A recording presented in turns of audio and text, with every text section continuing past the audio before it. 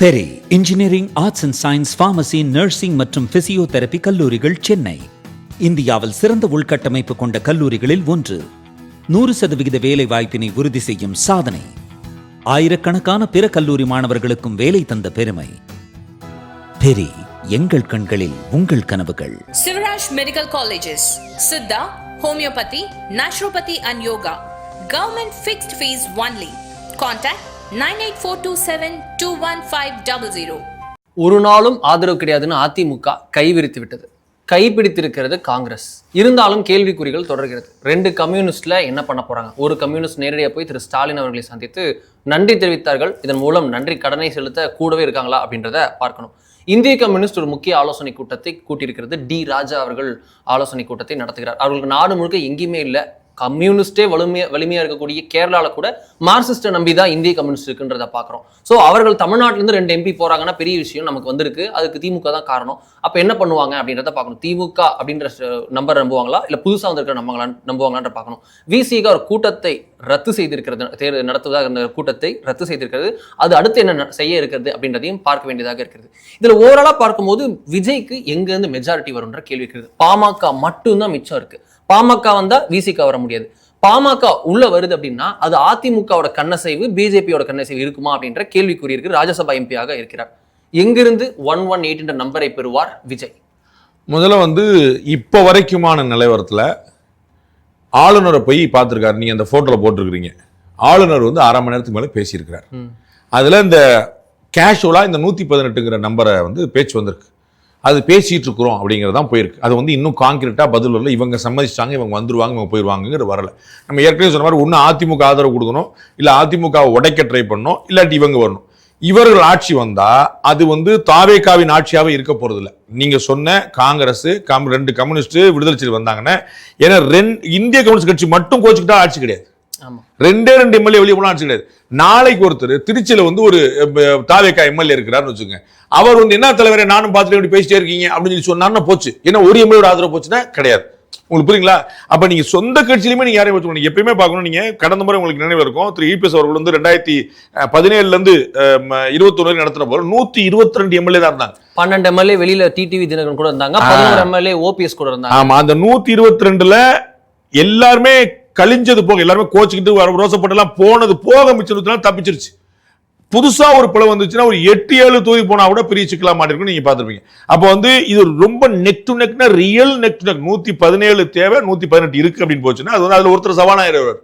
அப்ப 118 ராஜினாமா பண்ணணும். ஆமா, விஜய் பண்ணிடாரு, பை எலெக்ஷன்ல ஜெயிச்சிருக்காங்கன்னு வச்சுக்கோங்க. அது ஒன்றும் பிரச்சனை. அந்த நம்பர் இருக்குன்னே வச்சுக்கணும். முதல்ல 108 தொகுதி அவங்களுக்கு இருக்கு, அது அப்படியே வச்சுக்கணும். 108 தொகுதியில ஒருத்தர் சபாநாயகர் ஆயிடுவார். சோ 107 தான் அவங்கள்ட்ட இருக்கும். உங்களுக்கு புரியல?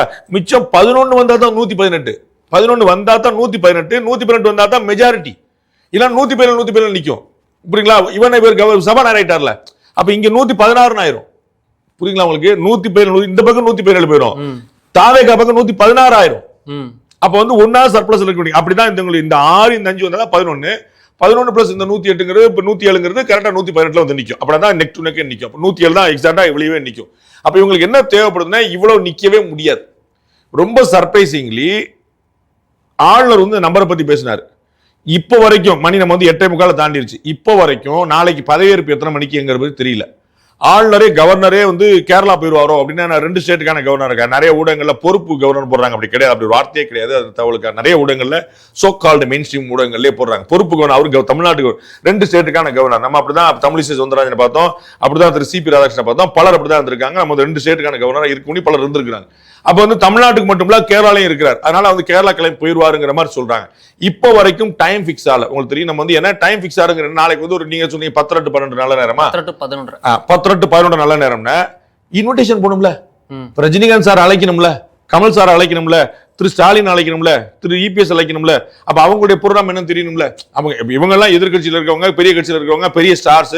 நம்ம அப்படித்தானே எல்லாருமே எல்லா சமூகத்தினுடைய முக்கியமான அவங்க எல்லாம் எப்பன்னே தெரியாம நீங்க எத்தனை மணிக்கு நீங்க சொல்லுவீங்க, எத்தனை மணிக்கு பிரிண்ட் அடிப்பீங்க, எத்தனை மணிக்கு அது போய் சொல்லணும். நீங்க ஃபார்முலா நீங்க வாட்ஸ்அப் மெசேஜ் அனுப்பிக்கலாம். ஆனா ஃபார்முலா ஒரு அழைப்பு போகணும். உங்களுக்கு பதவியேற்பு நடக்குது அப்படின்னு ராஜ்பவன் சொல்லி கவர்னர் பண்ணி வைக்கிறாரு போட்டு அங்க போகணும். அது இன்னும் தகவலே வரல. முக்கியமான விஷயம் அங்க இடிச்சு நிக்குது. சோ இவர் 118க்கு எங்க போவார் அப்படிங்கிறது பதில் தெரியல. காங்கிரஸ் தெளிவா வந்துருச்சு. பாமக நோ கமெண்ட்ஸ் போயிருக்காங்க, அதிமுக கிடையாதுன்ட்டாங்க. அப்ப இந்த 3 பேர் வந்தா கூட 2 கம்யூனிஸ்டும் விடிச்சிக்காம வந்தா கூட நெட் தான் அடிச்சிருக்காங்க. அதுவும் பார்த்தா IUML மாட்டேன்னு சொல்லிட்டாங்க. அப்ப எங்க இருந்து வருகிற முக்கியமான கேள்வி. அப்ப இன்னும் இடிச்சுக்கிட்டு இருக்குங்கிற புரிஞ்சுக்கணும். சோ இது இப்போதைக்கு ஒரு கிளியர் பிக்சர் கிடைக்கல. அதான் நம்ம புரிஞ்சுக்கணும். இன்னைக்கு வரைக்கும் நம்ம பேசிக்கிட்டு தரணும் வரைக்கும். இன்னொரு வாய்ப்பு ரொம்ப பெருசா பேசப்படுது. ரொம்ப ஆச்சரியமா கேட்டா உங்களுக்கு தலை சுத்திரும். நீங்க பேசிக்கிட்டு இருக்காங்கன்னு சொல்ல, நடந்துக்குச்சுன்னு சொல்ல பேசிட்டு இருக்காங்க. அதிமுக ஆட்சி, திமுக ஆதரவு. You here it right. சரிங்களா? அன்னைக்கு நான் ஒப்பீனியன் போல்ல கேட்கும் போது இந்த நம்பரை பார்த்துட்டு தப்பா போட்டாங்களா நம்ம எடிட்டர் அப்படின்னு கேட்டேன். இது நீங்க 2031 36க்கு அப்புறம் என்னைக்காவது வரும்னு சொன்னீங்க. ஒரு காலத்துல பிஜு பட்நாயக் இன்னைக்கு விஜயால முடியுமா? ஆமா, அதாவது நம்ம அதை சரியா சொல்லியிருந்தோம். டில்லியில சார் பீகார்ல மகாகட்பந்தன் அப்படிங்கிற பேர்ல நிதிஷ்குமார் லாலுவே ஒன்னாக்கிச்சு பாஜக. உங்களுக்கு ஏன்னா ஒரே கட்சி தான் எதிர, மற்ற எல்லா கட்சியும் அந்த பக்கம் நாங்க எல்லாம் மகாகட்பந்தன் போட்டு இருந்தாங்க. அது நம்ம கனோட பார்த்துருக்கோம். இப்ப என்ன யோசிக்கிறாங்க, என்ன பேசுறாங்க, இது எவ்வளவு தூரம் மெட்டீரியலைஸ் ஆகும்னு எனக்கு தெரியல. அதிமுகவுடைய ஆட்சி அமைப்பது, அதற்கு திமுக கூட்டணி ஆதரவு தெரிவிப்பது, அதர் தென் காங்கிரஸ். அது பாஜகவுடைய ஆதரவு பிரச்சனை இல்லை, ஒரு சீட்டு தான். அதுல ஒரு பெரிய ப்ராப்ளம். நம்ம ஓடுற அளவுக்கு ஓடுறோம். நம்ம 2 வருஷமா பார்ப்போம். அப்போ ஏதாவது பிரச்சனை வச்சுன்னா நம்ம ஆதரவு வாபஸ் வாங்கிடுவோம். பார்லிமெண்ட் எலெக்ஷன் நடந்துட்டு போட்டோம். அப்போ ஒரு பாயிண்ட் என்ன, 2 பேருக்கு லாபம். நேத்து திரு விஜய் திரு திருமாவளவன் சொன்னா நீங்க புரிஞ்சா கவனிச்சுக்கலாம். நாங்கள் பாஜக வரவிடாமல் தடுத்தோம், எங்களுக்கு அதுல வெற்றி. இப்ப இங்க அவங்களுக்கு நோக்கதான், நாங்கள் தாவேக ஆட்சிக்கு வரவிடாமல் தடுத்தோம். தாவேக ஆட்சிக்கு வந்தா என்ன நடக்கும் அப்படின்னா, முதல் முறையாக தமிழக வரலாற்றுல லாஸ்ட் 59 இயர்ஸ்ல 67க்கு பிறகு 59 வருஷங்களாக திராவிட கழகங்கள், திராவிட இயக்கங்கள் இல்லாம ஒரு ஆட்சி இருந்ததுல 2 பேர் தான் மாத்தி முதல் திராவிட இயக்கம் இல்லாம ஒரு ஆட்சி அமைஞ்சிருச்சு அப்படின்னா, அது தாவேகா வர்சஸ் பாஜகன்னு பின்னாடி போறதுக்கான ஒரு ஸ்பேஸ் கிடைச்சோம். நம்ம ஏற்கனவே 2 முனை போட்டி தான் எங்கேயுமே சர்வே ஆகும். நீங்க இப்ப கூட நீங்க வெஸ்ட் பெங்கால பாத்தீங்க, அங்க திரிணாமுலா பாஜகவா தான். பல கட்சிகள் இருக்கலாம், அங்க சீன் கிடையாது. இன்னமும் கேரளால இருமுனை தான், பாஜக அங்க சீன்ல கிடையாது. இப்பதான் வளர்ந்துட்டு இருக்காங்க. நாளைக்கு பாஜக வந்த பிறகு காலியாக போறது காங்கிரஸா கம்யூனிஸ்டா நம்ம பார்க்க போறோம். சோ நம்ம அங்க முன்னாடி பாத்தீங்களா, நீங்க வெஸ்ட் பெங்கால்ல கம்யூனிஸ்டா திரிணாமுலான் இருந்துச்சு, அப்புறம் திரிணாமுலா பாஜக இருக்கு, கம்யூனிஸ்ட் காணும், காங்கிரஸும் காணும். அப்படிதான் 2 முனை போட்டு தான். அப்ப நாளைக்கு தாவேகா நிலை நின்றுச்சுன்னா இந்த 2 கட்சியில ஒண்ணு போயிடும். அது திமுகவுடைய எதிர்காலமா அதிமுக எதிர் கேள்விக்குள்ளா தெரியாது. மாறா அதிமுக ஆட்சிக்கு வந்துருச்சுன்னா திமுகவுடைய ஆதரவு இந்த 2 கட்சி உயிர் பட இருக்கும். அதிமுக ஆட்சியில் இருக்குது, திமுக 70-75 எம்எல்ஏ இருக்காங்க. நீங்க வேணா நீங்க 2029 பாத்துக்கலாம். ஆனால் தாவேகா சர்வை பண்றதுக்கு சிரமப்பட்டு, உங்களுக்கு புரியல, சஃபகேட்டிங்கான ஒரு பொசிஷன் கொடுத்துருவாங்க. நீங்க ஆளுங்கட்சி கிடையாது, நீங்க எதிர்கட்சி. ஆனா உங்களுக்கு நாங்க ஃபுல்லா டிஎம்கே சப்போர்ட் பண்றோம், அதனால உங்களால எதுவும் பண்ண முடியாது, நீங்க மசோதா எதுவும் பண்ண முடியாது. அங்க சீனியர்ஸோ மற்றவங்களோ இல்ல. நிறைய பேர் பாத்தீங்கன்னா, நம்ம ஏற்கனவே பல முறை சொன்ன போல 214 தொகுதியில் அவங்க 34 தொகுதியில் காசு கொடுத்திருந்தாலே பெரிய விஷயம். அப்ப நிறைய பேர் பெரிய ஏரியால இருந்து வந்தவங்க, பெரிய கோடீஸ்வரங்க, நாங்களாம் யார் தெரியுமா அப்படிங்கிறதும் கிடையாது. பிளஸ் பார்ட்டியா நம்ம ஆளுங்கட்சியா இல்லாம அவங்களால சர்வே பண்ணி கொண்டு போறதுக்கான ஒரு ஸ்பேஸ் கிடைக்குமா? அப்ப லாக் ஆயிட்டாங்க, அவங்க ஆட்சிக்கு வரலன்னு என்ன ஆகும்? இந்த விஷயத்தை மேலிடத்துல யோசிக்கிறாங்க. இந்த மேலிடம் சொல்றது தமிழ்நாட்டில் இருக்கக்கூடிய 2 மேலிடம், வேற யாரும் மேலிடம், ஏன்னா அவங்களே தான் கழட்டி விட போறாங்க. நீங்க பாஜக தான் கழட்டி விடணும். இதுல அவங்களுக்கு என்ன அடுத்த பாயிண்ட் என்னன்னா, பாஜக, காங்கிரஸ், தாவேகா 3 பேரை கழட்டி விட்டுலாம். காங்கிரஸ் ஏன்ட்டு வெளியே போச்சா, அவங்களுக்கு ஃபியூச்சர் இல்லாம பண்ணிடுவேன். பாஜக ஒன்றும் பிரச்சனை இல்லை, வெளியே நானும் பாஜக வரவிடல, எனக்கு நிம்மதி. ஸோ பாஜக இல்லாட்டா உங்களுக்கு நிம்மதி ஓரளவுல, தாவேகா வரவிட மாட்டோமா 2 பேருக்கு நிம்மதி. அப்ப ஏன்ட்டு வெளியே போன ஆளை நான் காலி பண்ணிடுறேன், உங்கள்ட்ட வெளியே போகிற ஆளை நீங்க காலி பண்ணிருங்க, நம்ம 2 பேரும் காலி பண்ணக்கூடிய ஒரு ஆளை காலி பண்ணி விட்டுரும். இது கொஞ்சம் யோசிச்சு சாத்தியமா அப்படின்னா எனக்கு தெரியாது. கொஞ்சம் யோசிச்சிங்கன்னா 2011-12 வாக்குல ராஜ்யசபா எலெக்ஷன் வருது. அப்போ தேமுதிக 27 எம்எல்ஏக்கள் இருக்கிறாங்க, 29 எம்எல்ஏக்கள் இருக்கிறாங்க.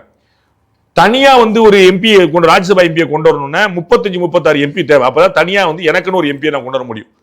ஆனா திமுக 23 தான் இருந்தாங்க.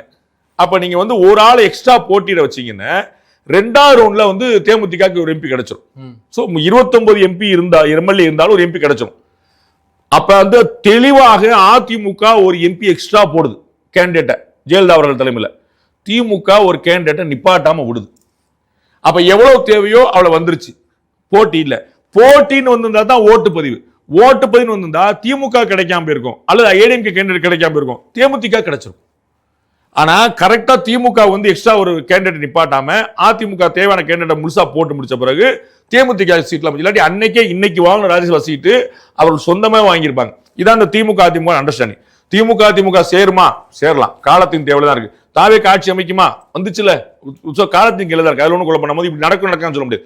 ஆனா இப்படி ஒரு டாக் வந்து ரொம்ப பெரிய அளவில் மேல்மட்டங்கள்ல போகுது. Whether it is materialising or not, we have to wait and watch. அப்படி நடந்துச்சுன்னா அது விஜய்க்கான ஒரு சாதகமான விஷயமா மாறாதா? ஒருத்தர் பியூட்டிஃபுல்லான கேள்வி கேட்டீங்க. பப்ளிக்ல வந்து பெரிய சிம்பத்தி வரும். இதுக்கு தான்ப்பா இவங்களுக்கு போடக்கூடாதுன்னு சொன்னது பாத்தீங்களா, 2 பேரும் அவங்களோட புத்தியை காட்டாங்க பாத்தீங்களா, 2 பேரும் ஒண்ணுதான், இவங்க தான்ப்பா ஏ டீம் பி டீம் எல்லாம் பெருசா பப்ளிக்ல வரும், அது ஒன்றும் குழப்பம் இல்ல. ஆனா எலெக்ஷன் வந்து நீங்க லோக்கல் பாடி எலெக்ஷன் மட்டும் தான் இமிடியேட்டா நீங்க ஃபேஸ் பண்ண போறீங்க. அதை வந்து ஆளுக்கு பாதியா பிரிச்சுட்டு வந்துருவாங்க, அதுல ஜெயிச்சு அடிச்சு வந்துருவாங்க. ஏன்னா அவங்க வந்து ஃபீல்டு இருக்கிற பயங்கரமான மாஸ்டர்ஸ். அது சமாளிச்சா ரொம்ப வெள்ளமா 1000 ஓட்டு 2000 ஓட்டு சமாளிச்சாலும் சமாளிச்சிருவாங்க. ஆனா 2029 தான் அடுத்த தேர்தலை வந்து தாவேகா சந்திக்க நேரும். அது மக்களவைக்கான தேர்தலா இருக்கும். அன்னைக்கு காங்கிரஸ் தவிர இவங்க கூட யாரும் இருக்காது. காங்கிரஸ் ஆல் இந்தியா லெவல்லே முறையில் வந்து கீழே போயிருக்கும். அப்ப இந்த 2.5 வருஷம் தாவேக்காவோட தாக்கு பிடிக்க முடியுமாங்கிறதான் கேள்வி. தாக்கு பிடிச்சிருச்சு. நமக்கு இப்ப பாத்தீங்கன்னா இதே நிலைமை பாஜகவுன்னு வச்சுங்க. பாஜக கழட்டி விட்டாங்க, நான் உங்களுக்கு ஏற்கனவே சொன்னேன், மகாராஷ்டிரால கழட்டி விட்டாங்க, மற்றவங்க சேர்ந்து பீகார்ல கழட்டி விட்டாங்க, அவங்க சேர்ந்து. ஆனா பாஜக போன்ற பணமும் பலமும் ஆளும் படைத்த கட்சி காத்திருக்க முடியும். மேற்கு வங்கத்தில் எடுத்துக்கங்க, இன்னைக்கு ஆட்சி பிடிச்சாங்களா?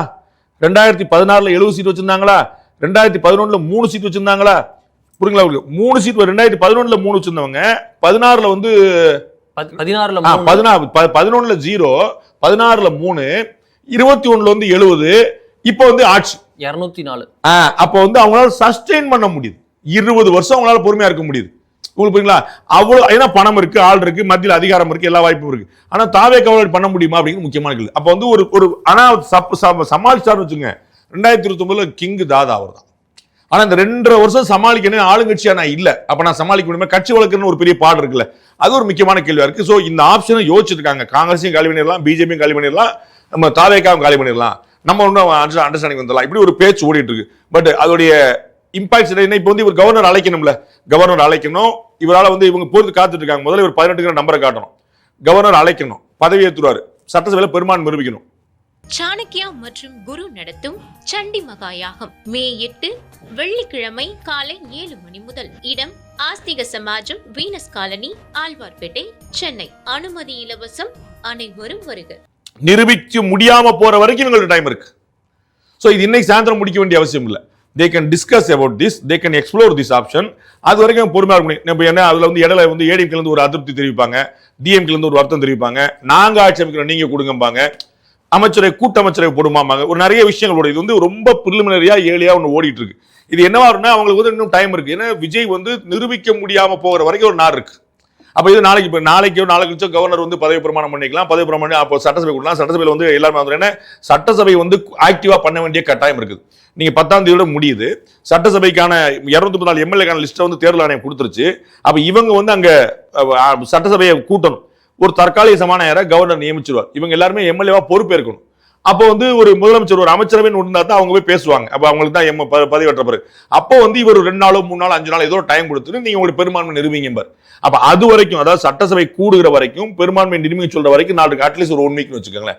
அந்த 1 வீக்ல இதுக்குள்ள இவங்கள பேசி ஒத்து வராது, இல்ல லெட்ஸ் கோ ஃபார் ரிப்போர்ட். நான் என்ன நினைக்கிறேன் அப்படின்னா, இந்த ஐடியா ஒத்து வந்து 2.5 வருஷம் இதை ஓட்டிட்டு 2 வருஷம் கழிச்சு ஆதரவு வாபஸ் வாங்கிட்டு, ஏன்னா அவங்களுக்கான சஸ்டைன் பண்ணும்ல, 2.5 வருஷம் கழிச்சு பார்லிமெண்ட் தேர்தலோட வாங்க எல்லாரும் மோதி பார்த்தலாம் சொல்லிக்கலாம். அப்ப அவர் ஒரு பலத்தை அவர் பாத்துக்குங்க. அப்ப தாவேக்கா அந்த பார்லிமெண்ட் எலெக்ஷன் சந்திக்கக்கூடிய இடம் ஒரு கவர்னர் ஆட்சி இடையில லாஸ்டா இதெல்லாம் ரொம்ப ஓவரா இருக்கும். சினிமா படத்தோட பயங்கரமா இருக்கும் கேள்விப்படுறதுக்கு.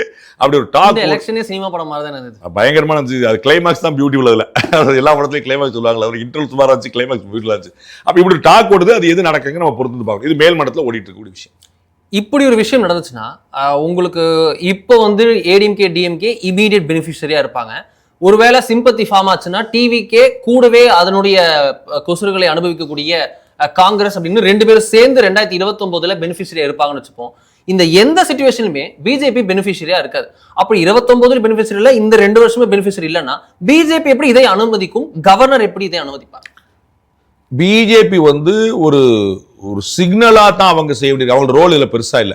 அவங்க வந்து எப்பயுமே மத்திய அரசுங்கிறது கொடைச்சல் கொடுக்கறதுக்குன்னு ஒன்று பண்ணலாமே தவிர நீங்க கலைச்சிட முடியாது. நீங்க வந்து இப்ப திமுக வந்து தொடர்ந்து பாஜக கூட்டம் சொல்லிட்டே வந்துச்சு, அப்படி பண்றாங்க இப்படி பண்றாங்க, பிஎம் சீரிஸ் கிட்ட அலோவ் பண்ணாங்க, அனுப்புறாங்க அப்படி சொல்லிட்டே இருக்கலாம். ஆனா வந்து அவங்க வந்து ஓரளவுக்கு மேல மத்திய அரசு தலையிட முடியாது. 5 வருஷம் கம்ப்ளீட் தான் பண்ணாரு ஆட்சியா. அதுல வந்து ஒன்று குழப்பம். சோ நீங்க மம்தா பானர்ஜி பண்ணாத விஷயம் தான் இன்னொருத்த பண்ணிருப்பாங்க. 5 வருஷம் அவங்க ஆட்சி இருந்துச்சு. சீஃப் செக்ரட்டரி ரிலீவ் பண்ண மாட்டேன்னு சொன்னாங்க. அவங்க நான் வச்சுதான் சட்டம் சொல்லி சொன்னாங்க. ராஜினாமா பண்ண மாட்டேன்னு சொல்லிட்டு ஆமா, சிபிஐ அது காமெடி வச்சுக்கோங்க, சிபிஐ உள்ள வரக்கூடாதுன்னு சொன்னாங்க. இந்த மாதிரி பல விஷயங்கள் சென்ட்ரல் கவர்மெண்ட்டுக்கு வந்து ஒரு சேலஞ்ச் பண்ணக்கூடிய அளவா வந்து நின்னாங்க. அது வந்து கம்ப்ளீட்டா வேற விஷயம். பாஜக அனுமதிக்குதா இல்லையாங்கிறது அதுல இல்ல பெரிய பிரச்சனை. முக்கியமான பிரச்சனை இந்த ரெண்டு ஒத்து வருமா அப்படிங்கிறது. இது ஒத்து வந்துச்சுன்னா பாஜக, தமிழ்நாட்டுல பாஜக ஒரு பெரிய, இப்ப காங்கிரஸுக்கு ஒரு 5 இருக்குல்ல, அது வந்து மூலமா தாவே காட்சி வருதா இல்லை, அதே மாதிரி பாஜக ஒரு 10-15 இருந்துச்சுன்னா அங்க ஒரு ரோல் இருக்கும். இருக்கிறதே ஒரே எம்எல்ஏ தான், அவரே தாவல கட்சி தாவல் கிடையாது. உங்களுக்கு புரியல, அவரே ஏடிஎம்கேக்கு போயிட்டாரு, அவரே தாவேக்காக்கு போயிட்டாரு. என்ன கணக்கு செய்ப்பீங்க? 47ங்கிற 48 ஆயிரப்போகுது, 107ங்கிறது 108 ஆயிரப்போகுது, அவ்வளவுதானே. சோ வந்து ஒரு கட்சி தாவல் தடைச்சுதான் அவருக்கு பொருந்தால மொத்தம் ஒரு எம்எல்ஏ தானே. அதனால உங்களுக்கு டாக்டர் கிருஷ்ணசாமியோட கட்சியில 2 எம்எல்ஏ இருந்தாங்க, ஒரு எம்எல்ஏ அம்மா தூக்கிட்டாங்க, அப்ப கட்சி தாவல் தடைச்சத வரல. அந்த மாதிரி எதனா நடக்கலாம். சோ பாஜகவுக்கு அந்த சென்ட்ரல் கவர்மெண்ட்டுக்கான ரோலா பெருசா இல்ல, அவங்க ஒரு லிமிடெட் ரோல் தான் இருக்குது. அவர்கள் சண்டைக்கு வரலாம், வைக்கலாம். காங்கிரஸ் கட்சிக்கு வந்து 29 தேர்தலை எதிர்கொள்ற வரைக்கும் அவங்களுக்கு எப்படி கெபாசிட்டி இருக்குன்னா ஒரு லீடர்ஷிப். அப்ப பாஜக செய்ய வேண்டியது தன்னுடைய கட்சியை பலப்படுத்துறதுக்கான வாய்ப்பு. யாரும் ஆட்சி பண்ணிட்டு போறாங்க. நான் இப்ப சொன்ன வெஸ்ட் பெங்கால் கதை தான். எவ்வளவு நாள் 2.5 வருஷம் நமக்கு வந்து இப்ப ஸ்பேஸ் இருக்குது பார்லிமெண்ட் எலெக்ஷனுக்கு. அந்த 2.5 வருஷத்துல நம்ம எப்படி வேலை பார்ப்போங்கிறத யோசிக்கணும். அதை வந்து அவங்களுடைய தலைமை கீழே மேல கட்டமைப்பு ரீதியா எல்லாம் பண்ணாங்கன்னா அது அவங்களுக்கான ஸ்பேஸை பார்க்கலாம். இவர்கள் ஆட்சினால அவங்களுக்கு ஒரு ஸ்பேஸும் கிடைக்கப்படல. ஒருவேளை அடுத்த 2 நாள் ஆட்சி வந்து அதுல மக்களுக்கு கட்டாயம் மக்கள் அதிருப்தி வரும், அதோட குழப்பம் இல்லை. ஏன்னா தாவேக்கா ஆட்சி அமைக்க வரவிடாம தடுத்து வந்த ஆட்சிங்கிற கெட்ட பேர் தான் வரும். அதை கேபிட்டலைஸ் பண்ணிக்கிறதுக்கான முயற்சி தாவேக்கா ஒரு கேபிட்டலைஸ். அவங்களும் மாற்று, நானும் மாற்று. அவங்க வந்து சினிமா மாற்று, நான் சினிமா இல்லாம மாற்று. தாவேக்காக்கு பணமோ பொருளாதாரமோ நீங்க வந்து பெரிய சேலஞ்ச். இப்போ பாத்தீங்கன்னா நாளைக்கு ஒரு ரீபோல் வருதுன்னு வச்சுக்கோங்க, ஒரு பேச்சுக்கு ரொம்ப உட்டோப்பியனா வச்சுக்க புரிய அந்த சிச்சுவேஷன் புரிவிக்கிறேன். நான் அப்படி வரணும்னு சொல்லல. நாளைக்கு ஒருவேளை திருப்பி எலெக்ஷன் வந்தா தாவேக்கால 234 பேர்ல 200 பேரால திரும்பி போட்டியிட முடியுமான்னு தெரியாது.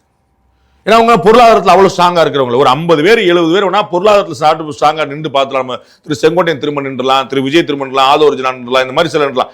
எல்லாராலையும் திரும்ப நிக்க முடியுமான்னு சொல்ல முடியாது. அவ்வளவு செலவழிச்சிருக்காங்க, இறங்கி பண்ணிருக்காங்க. அப்போ வந்து அந்த சஃபகேஷன் தான் இவர்கள் விரும்புவதா இருக்கு. அவங்களை வந்து கார்னர் பண்ணிடணும், லாக் பண்ணிடணும், அது என்ன ஆகுது பார்ப்போம் அப்படிங்கிறதா இருக்குது. அது நடக்குதா அப்படிங்கிறத நம்ம பார்க்கணும். சொல்லும் போதே பிரமிக்க கூடிய வகையில் இருக்கக்கூடிய விஷயமாக இந்த விஷயம் இருக்கிறது. இப்படி ஒரு டாக் அப்படின்றது திமுக தலைமைக்கும் அதிமுக தலைமைக்கும் இடையே ஒன்று ஓடிக்கொண்டிருக்கிறது. It's in just preliminary stages அப்படின்னு தான் நம்ம சொல்லணும். நான் வந்து அதிமுக தலைமை திமுக தலைமை பேசுதுன்னு சொல்லல, நான் ரொம்ப கவனமா வார்த்தை பயன்படுத்துறேன். நீங்க சொல்லி யாரும் தப்பா புரிஞ்சு விடாத மேல் மட்டத்தில் இப்படி ஒரு பேச்சு விடுது. நான் யார் பேசுறாங்க நான் சொல்லல. இப்படி ஒரு டாக் ஓடிட்டு இருக்கு.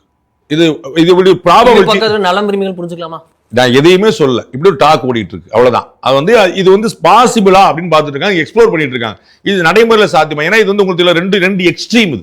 அப்ப இது சாத்தியமான அவங்க யோசிச்சுட்டு இருக்காங்க. சாத்தியம் ஃபர்ஸ்ட் டைம் அப்படி ஒரு டாக் ஓடுது. முதல்ல அது வந்து டாக் ஓடுதுங்கிறது வெரி அஷ்யூர்ட். அதாவது ஏன்னா எனக்கு 3 சோர்ஸ்ல இருந்து நான் அதை கேட்டேன். அது வந்து ரொம்ப ஆச்சரியமா இருந்துச்சு. உங்களுக்கு தெரியுமா? 3ஆவது சோர்ஸ் வந்து உங்களுக்கு தெரியுமான்னாங்க 1978ல வந்து பிரிஞ்ச விஷயங்கள் வந்து திரும்ப சேருதாமே அப்படின்னாங்க. தலைவா இந்த மாதிரியா அப்படின்னு. ஆமா உங்களுக்கு தெரிஞ்சிச்சு அப்படின்னாங்க. அப்ப அந்த மாதிரி வந்து ஒரு கணக்கு ஓடிட்டு இருக்கு. So we have to wait and watch. நம்ம வந்து இது சரியா தான் போதும். அது திமுக திரு ஸ்டாலினும் திரு எடப்பாடியும் பேசிட்டாங்க. திரு எடப்பாடி மகனும் ஒரு உதயநிதியும் அங்க மறுமணம் பேசிட்டாங்க. அப்படிலாம் யாருமே சொல்ல. ஒரு டாக் ஓடுது. நீங்க நலம் விரும்பியா இருக்கலாம், உள்ள இருக்கிறவங்களா இருக்கலாம். அது என்ன மாதிரி மெட்டீரியல்ஸ் ஆகுதுங்கிறது நம்ம பார்க்கணும். ஏன்னா ஆகுதாங்கிறது நிறைய விஷயங்கள் இருக்குல்ல, அது சுலபமா நடக்கல. அதான் ஏற்கனவே சொன்னல, நீங்க அரசு எடுத்து நான் ஆதரவு கொடுக்குறேன்னா, நான் அரசு நடத்தி நீங்க ஆதரவு கொடுக்குறீங்களா, 2 பேரும் கூட்டணி அமைச்சிருவா. Lot of things are there to be addressed. இது வந்து வாங்க போயிடலாம் அப்படிங்கல, தாவேக்காவை தடுக்கணுங்கிற ஒரு முயற்சி இருக்கு. அதற்கப்புறம் அடுத்த கணக்கு இருக்குல்ல, அதை காங்கிரஸ் மாதிரி அவசரப்பட்டு டக்குன்னு போய் நிக்க மாட்டாங்கல்ல, வாங்க நாளைக்கால ஆதரவு கொடுத்துருங்களா. அவன் வந்து நிறைய பேசிங்கன்னா, அவன் நாளைக்கு திரு எடப்பாடி பழனிசாமி பதவி ஏற்காருன்னு வச்சுங்க, நாளை கழிச்சு வந்து அவர் ராஜினாமா பண்ணணும்னா அது ரொம்ப ஒரு செட்பேக் இருக்கும். அஜித் பவார் வந்து பாருங்க, காலையில் 4 மணிக்கு 18 11 மணிக்கு ராஜினாமா பண்ண, அந்த மாதிரி பண்ண முடியாது. ஸோ வந்து தெளிவா ஒரு டிஸ்கஸ் பண்ண. அதான் உங்களுக்கு சொன்னேன், அது இன்னைக்கு நாளைக்கு நடக்க போறது இல்லை. திரு விஜய் அவர்கள் பதவி பிரமாணம் எடுத்துக்கொண்டு தன்னுடைய பெரும்பான்மை நிரூபிக்கிற வரைக்கும் ஒரு டைம் இருக்கு. அதனால இதுக்கு அடுத்தடுத்து எமர்ஜ் ஆகும், ஆகாம போலாம், இல்லைன்னு வரலாம், அப்படி பேச்சுவார்த்தையே நடக்கலன்னு வரலாம். இதை தெரிந்து கொண்டுதான் ஸ்மெல் பண்ணிட்டு தான் மற்ற கூட்டணி கட்சிகள், கம்யூனிஸ்டுகள், விசிக போன்றவையெல்லாம் பின்வாங்குகின்றன. அதுவும் ஒரு காரணமாக இருக்கலாம், தார்மீக ஒரு காரணமா இருக்கலாம். நம்ம வந்து இப்ப காங்கிரஸ் மாதிரியான விமர்சனம் அவங்களுக்கு வரும்ல. நீங்க கம்யூனிஸ்ட் கட்சிகள் தமிழ்நாட்டில் ஏதாவது ஒரு சீட்டு தனியா எடுக்க முடியுமா? கூட்டணி வச்சுக்கிட்டே வந்து 8ல் 2 தான் எடுத்திருக்காங்க விடுதலை சிறுத்தைகள், மற்றவங்களாம் 5க்கு 2 தான் எடுத்திருக்காங்க. தனிச்சின்ன எத்தனை சீட் எடுத்துருவாங்க? அப்ப திமுகவுடைய கூட்டணி இருக்க போய் தான் இவரால சீட்டை மெட்டீரியலைஸ் பண்ண முடியுது, மறுக்க முடியாதுல்ல, அதுல ஒன்றும் குழப்பம் இல்லை. அப்போ வந்து நம்ம போலாமா அப்படிங்கிற அந்த தார்மீகமும் சேர்ந்துருக்கு. ஸோ வந்து இது ஒரு பாயிண்டா இருக்கலாம். நாளைக்கு வந்து நமக்கு வேற ஒரு பெரிய திருப்பம் காத்திருக்கு, கொஞ்சம் பொறுமையா இருப்போம் அப்படிங்கிறது இருக்கலாம். 2 எம்எல்ஏ தான் பெரிய உணர்ச்சப்பட இருக்கலாம். தார்மீகமும் சேர்ந்திருக்கலாம். இன்னைக்கு நம்ம பேசிட்டு இருக்கும்போது மார்க்சிஸ்ட் கம்யூனிஸ்ட் கட்சியுடைய எம்எல்ஏக்கள் வந்து சிஎம் போய் பார்த்திருக்காங்க. சோ வந்து அதே நம்ம மறுத்துற முடியாது. வந்து சோ வந்து காங்கிரஸ் போயிருச்சு, கம்யூனிஸ்டும் விசிகாவும் என்ன செய்யணும் தெரியல, மார்க்சிஸ்ட் வந்து போய் பார்த்துருச்சு சிஎம்வே, மன்னிக்கணும் திரு ஸ்டாலினே போய் பார்த்துருச்சு. அதனால வந்து அவங்களுக்குள்ள ஒரு விஷயம் ஓடலாம். அது வந்து தார்மீகமும் சேர்ந்தே இருக்கலாம். அவங்க வந்து வெறும்னா வந்து ஏடிஎம்கே டிஎம்கே இணைப்புக்காக காத்திருக்காங்கன்னு புரிஞ்சுக்க முடியல. தார்மீகமும் சேர்ந்தே இருக்கலாம். அந்த கிரெடிட் நம்ம கொடுக்காம இருக்க முடியாது. இதன் மூலம் ஒண்ணு உறுதியாகிறது, அபி பிக்சர் பாக்கி ஹை அப்படின்றது மட்டும்தான். பார்ப்போம், இன்ட்ரெஸ்டிங் டேஸ் அஹெட் அப்படின்றது நமக்கு தெரிகிறது மக்களே. தொடர்ந்து இணைந்திருங்கள். மீண்டும் இன்னொரு நிகழ்ச்சியில பார்ப்போம். அது ஒரு நன்றி, வணக்கம்.